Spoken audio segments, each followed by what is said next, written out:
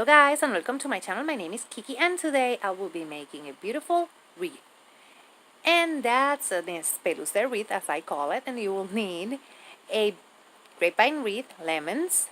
This greenery you can remember from my farmhouse door that my son broke it, so I will be using that greenery that you can find it at Walmart. So let's get started. First, we're going to start measuring our greenery to our wreath, just like that. And then we're going to start gluing it to our wreath. And I'm going to show you how I made all of this row so you can see how it turns out. And how I will be adding all of the other greenery I'm adding to my Espeluzé. That's something I say because as you can see the greenery is coming out from the wreath, and I use the word Espeluzé to call this because that's when your hair is coming out of your head. So I compare my wreath to human hair. Yeah, I have issues like that. And now we're adding the other type of greenery to our wreath in between the first type. Now we're adding the leaves to the top part, just like that. A bit of hot glue and using your scissors because you don't want to get burned.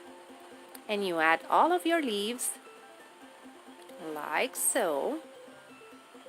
And after that we're going to grab our lemons and we're going to start adding our lemons to our wreath.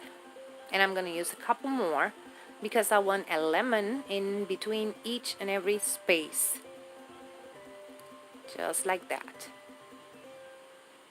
I wanted a lemon wreath and a full one. And now I'm adding a burlap ribbon like that. And I'm going to try this bow, but it won't work in the end. So I will change that to a jute string bow. You have seen me do that a couple of times in my channel. So you tie your bow, then add it with lots of hot glue, and that's it.